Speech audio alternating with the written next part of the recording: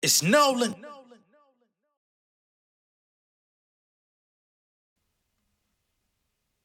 I said I'm A-Town finest, so put my game down, grinding. Was on them Greyhounds trying to get out of state. My assignment was hit the stage at a college, encourage kids they could do it. Told them how to reach greatness, some days you must be secluded. On my own shit, hang up the phone shit, they on some clown shit. I'm David, I stay with a stone for cracking your dome with. Play me, I come to your home and ring your alarm. Bitch, I'm crazy, this ain't just a song. Quit raising your tone, prick. I'm that nigga, that number one spot, nobody can't top. I ain't even got job though. Big dog gon' run in my block, got the blade on chop, beat nigga like Nacho. Rent do nigga sell like rock, move bass, I not do me like Rocco. Spend a bitch, she say I'm guapo. No money, I say no hablo, no English. My screenplay, try to get stretched out like Bengay. Don't call me, let you and your friend on the line, try put it on three-way. I'm Green Bay, I'm about my cheese, nigga run up the chat like relay. Got leeway, I flip my style like I'm a lucha libre.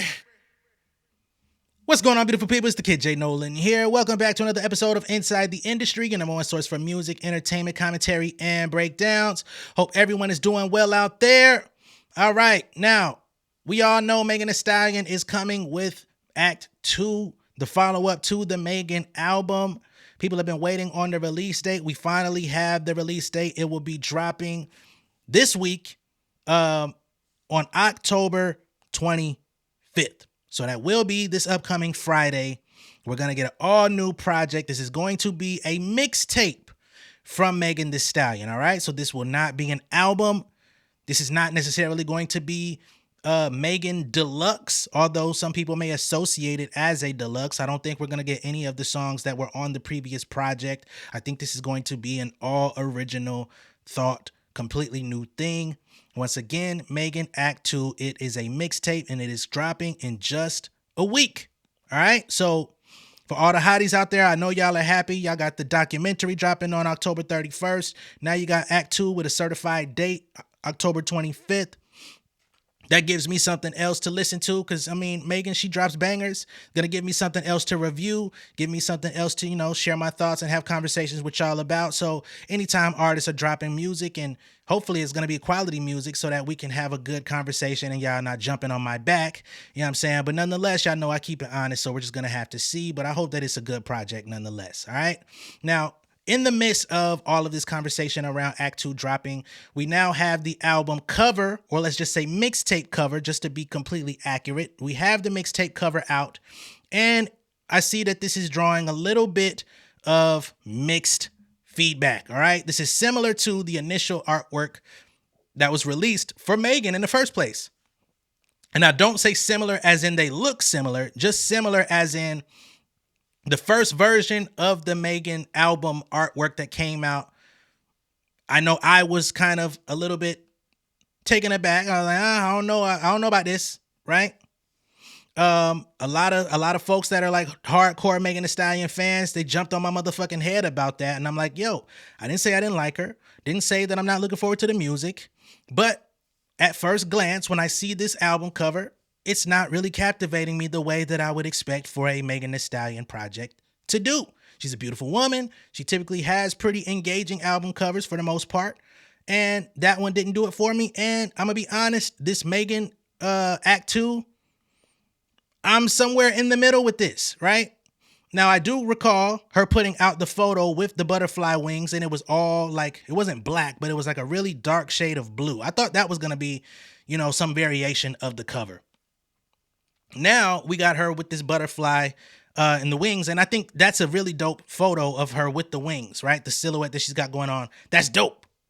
But then when you add here the Megan Act 2, and it's kind of like this diamond encrusted type of thing, I understand where it's coming from, right? Because I do see some people out there that are saying, hey, if you're a Southern rap fan and you know that Megan's a Southern rapper, why are you surprised that she's going with this look when this was kind of a trademark style of Southern rap in the mid-90s to 2000s, namely with No Limit and Cash Money, right?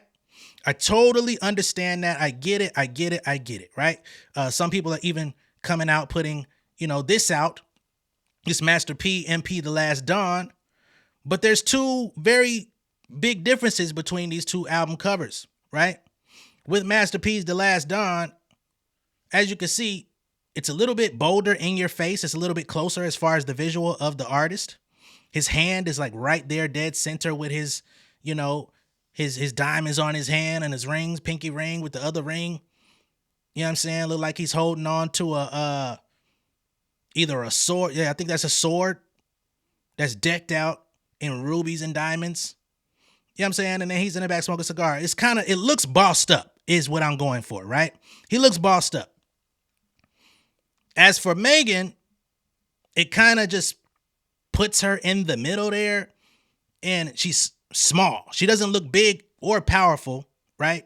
And this is, again, it's not a shot to Megan. It's just an overall critique of whoever created the artwork. Do I believe that Megan Thee Stallion went into some Photoshop or whatever editing suite and made this herself? Absolutely not. I would hope not. But at first glance, it's not really catching me. I understand that this is a mixtape, and I understand that it is probably going to be hardcore Southern rap, which is something that I thoroughly enjoy from Megan, but it just looks a little odd, right? So that's my assessment of the artwork. Again, that does not mean that I'm not anticipating the music. It does not mean that I don't like what she has going on.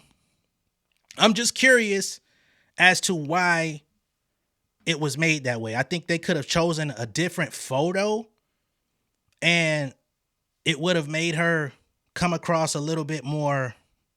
It would have been authentic to the style. Let's just say that. It would have been more authentic to the style of the Southern rap if it would have been a little bit more up front and center with her. You know what I'm saying? Possibly from like the torso up rather than a full body. You know what I'm saying? If we're going off of that particular style, I think it would have helped if it was more like a, more centered into her face. Maybe she would have had some nails or something like that. Southern hood chick type shit. But I guess there's supposed to be some kind of dichotomy here. Maybe some type of juxtaposition, right? Where she's got this elegant butterfly thing in the midst of gritty Southern shit. So maybe it's going to be a mixture of things, right? I don't know. I can only go off of my assessment. I'm not a huge fan of that artwork, but I know some people are not going to want to be objective with me when I say that. That's cool. Now, with that being said, and with that imagery that we've been given, it makes me wonder what type of sound we're getting. I'm expecting Southern rap, right? That's what I like from Megan. And I don't expect for Megan to necessarily, it seems that she's not like stressing on how to reach new fans, right? I think she's kind of content with the fan base that she has, the hotties, the folks that come to the shows, and that's great. But I am wondering if that's all we're gonna get. Like I just said, I'm wondering if there's gonna be a mixture between that and maybe like some a little bit more mainstream poppy sounds that come with it, or is it all gonna just be bass heavy 808 Southern rap shit? Which again, that's my taste. I love that. I look forward to hearing it. But then that also brings into question, what is the intention behind the mixtape, right? Because the Megan album had its fair share of those hard hitting records. So for me, there's the music fan that I don't give a fuck, right? I just want to listen to the music. If I like the music, it's great. But then there's also the analytical side of the show, the inside the industry, that says, okay, if Megan already gave a lot of Southern rap prowess on there, and she's coming right back just a few months later with another dose, what does this mixtape do to serve her brand, right? Because that's typically what an artist is doing. If they're dropping more than once in a year, they're trying to most likely expand their brand.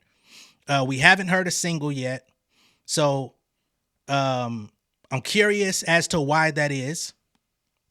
And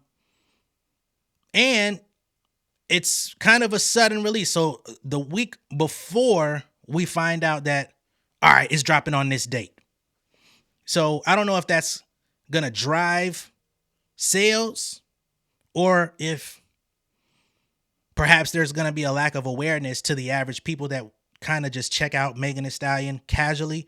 The hotties, I know y'all are locked in. Y'all gonna be there on the 25th. I'm just wondering what the strategy is. That's where my analytical brain comes into play to say, what is the strategy? You know what I'm saying? Because there is no single. It's dropping, a week from today. There's probably not going to be a lot of lead up unless she drops like a single on Monday or Tuesday leading into the album or a music video or something. So how is this going to expand the Megan Thee Stallion brand from where it already is today, which is already a big brand? She's got all types of deals. All of those things are great. We talk about that all the time. I just would love to be a fly on the wall to see what that rollout conversation is about. You get what I'm saying? Is there going to be, I think there may be a Glorilla feature on there. They've been having a really good thing going all year. I look forward to that. They've done pretty well. They've got some charting records, collaborations together. Glow is on a tier right now. They're saying that she's projected to clock in at around 60K. Remember, Megan clocked in at 64K first week. So Glow's last project, I think she did like 33,000. So she's about to almost double her territory with this new project. So to me, I'm wondering, all right, if Glow set herself up to like double what she did last time, and I'm not trying to compare between Megan and Glow on a negative way, just comparing and contrasting. If Glow set herself to double up, because she dropped earlier this year, she sold 33. A few months later, she comes back, builds her brand, builds, goes on tour with Megan, gets these hits, and boom, she almost doubles her shit. What is the objective with Megan Act 2 to differentiate it, A, from the original, and 2, to help her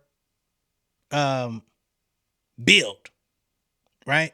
And to put more notches under the belt of Hot Girl Productions, right? Because one of the ways that artists these days propel like their sales or their Billboard chart positioning and all of that type of stuff is by having 3-4 singles that are out for like at least 4-6 months, something like that, because you can take the streams from those singles and accumulate them into the streams and sales of the actual album, and everything in totality puts you at that final margin. So I don't feel like she has any like solid lead up that's going to help her like get ahead of the pack. Maybe she wants to do it from scratch. Maybe that's the objective. I don't know. Maybe she doesn't care about the sales, being that it is a mixtape. It's kind of taking some pressure off and she just want to bar up. If that's what it is, I'm going to listen to it. But I'm just curious, once again, as to what the plan is around it. You know what I'm saying? Again, is there going to be any unexpected features on here? Are we going to get anything that's going to get her, before the end of the year that could possibly be another Billboard top 100, top 40 type record to carry her into 2025? You know what I'm saying? What is the plan for 2025? I don't know. Is she going to continue pushing this mixtape, or is she going to come back with another album? Like, it's a lot of questions, and they're not negative questions. They're just things that I want to kind of get a little bit more of a grasp on as it pertains to Megan and where she's going as an artist that's at the epicenter of her own career. She's running it. She's making her own decisions. She's not answering to a label. She's not answering to nobody but herself, other than, getting the producers and everybody to sign off and make sure that everybody gets their points and their royalties and whatnot. But outside of that, she's running the show. So I would like to know, what that show, what the objective, what the overall grand scheme picture is of that show. We're not going to stay on that too long, though. In the midst of that, I got an update about the top selling female rap songs of 2025. Megan Thee Stallion shows up on here a couple of times, as a matter of fact. So I think this is very interesting as well, just to see how the ladies are performing in the marketplace this year. This is a year where the ladies have pretty much ran the year outside of Kendrick Lamar, Drake, Future, and Travis Scott. It's pretty much been about the ladies, So the best-selling songs by female rappers in 2024 so far in total units, and I don't have the units, but we do have the positioning. So number 1 is Flo Milli with Never Lose Me. Now, when I saw this was actually quite astonishing to me, right? Never Lose Me was a popular record. She did the remix featuring SZA and Cardi B, and it was popular. But I would say out of some of the records that also dropped this year or had success this year, I think it had the least like overall like impact, but it had the most sales.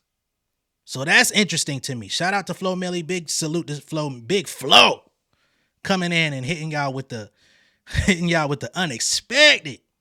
Number 2, we got Wannabe, right? And Wannabe is Glow and Megan. So like I said, they show up a couple times.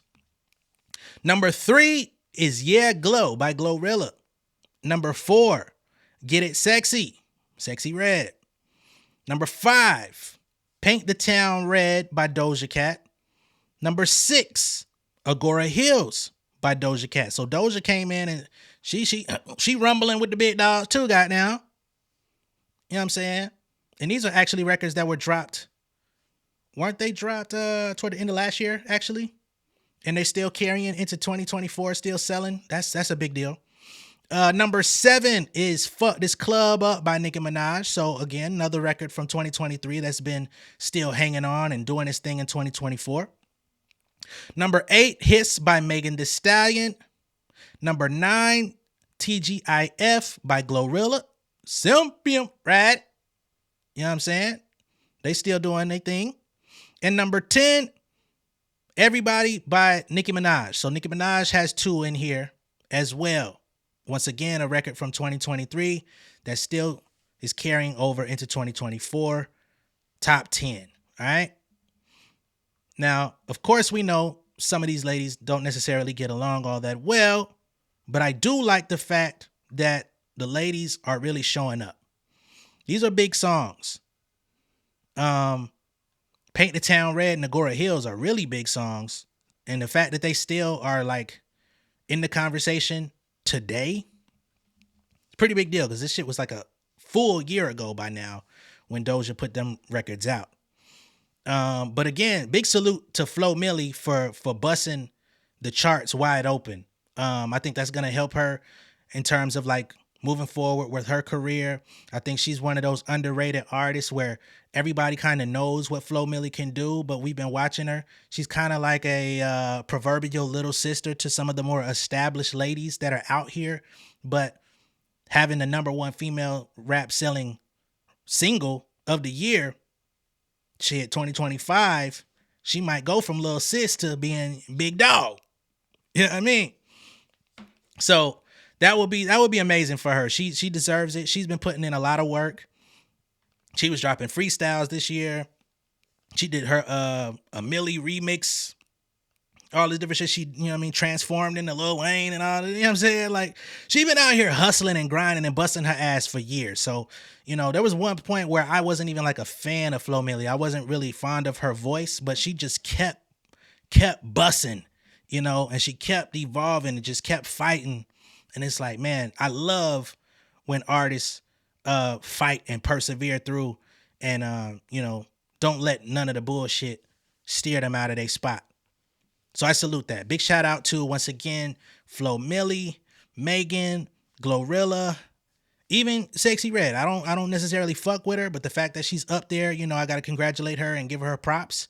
Doja Cat, and Nicki Minaj as well, right? I'm not always in agreement with her antics or the ways that she carries herself or the things that she talks about, but she's one of those artists that you're not going to get away from her. When she drops, she's got a massive fan base that's going to ride for her till kingdom come. And to be honest, if you're an artist, if you're a creative of any kind, that's the type of support that you just wish to one day have at any point in your career, because they're going to keep her in prime position for success no matter what. Now, sometimes that can be a level of delusion, but at the same token, I think that has the potential for any fan base that kind of grows into stan territory. You know what I'm saying? People are very emotionally attached to parasocial relationships. People get very territorial about their faves. I've been seeing it all year, and I've been getting fucking smacked up by all types of individuals from each artist camp. I'm just kind of I'm kind of used to it. You know what I'm saying? I might as well start coming on that motherfucker with a helmet. Just go ahead and bop me upside my head in the goddamn comments. No matter what I do, no matter what I say, positive, negative, in the middle, somebody gonna bust me in the motherfucking head. But it's cool, man. It's cool. I'm trained to go. I'm good for it. So it's all good. But once again, salute to all the ladies. Big salute to Megan. I am looking forward to this Act 2 dropping next week. With it being so close to the release date, I don't think she's going to pull the switcheroo and do a new album or mixtape cover for it. So that might just be what we end up getting. And if it is, you know, I'll live. I'll endure. You know what I mean? But hey, man. If anyone feels a way, what do y'all want? What do y'all want people to do when an artist drops the album cover or a mixtape cover for their project, right? When somebody drops the cover, that's supposed to like help build anticipation. So if the objective is to build anticipation and people don't necessarily feel like it's all that appealing, it kind of hinders the anticipation. You know what I'm saying? That's just natural. Now, if you like it and you love it, I salute you. I'm not saying that it's the worst cover I've seen in my life. I'm just saying, for her sake, could have been better, and it probably would have been a totally different video if it was different. You know what I mean? But nonetheless, let me know what y'all think of this down below in the comments. Be sure to like and share this video. If this is your first time seeing me on YouTube, go ahead and subscribe to the channel, become an insider, and I will catch y'all on the next one. All right. Much love and respect, y'all. Peace. King of my city and cul-de-sac. Coming out swinging like soldier rag. Leading my people like quarterback. Boy, I study this shit, I'm an almanac. Had to get up and grind. Knowledge is booming, I'm here to apply. Came with the chip and the dip, it just single the mind. We finna do more than survive. I need my check. Spinning the block for the Gouda. We hitting the jeweler to flood out the net. We don't do beef on computers, I'm straight out the sewer. We come when you rest. Niggas be looking perplexed, so keeping my foot on their neck. No map, I trust my gut for the quest. With drama, I'm fully abreast. I was ready for years and they doubted me. All of a sudden they tell me they proud of me. I've been dropping these haters like calories. Cross them out, I came back with some boundaries. Stand for my honor, but too raw, no corner. Packing the stick with a drummer. Wanna catch my bad, won't fumble. I done came too far to be humble.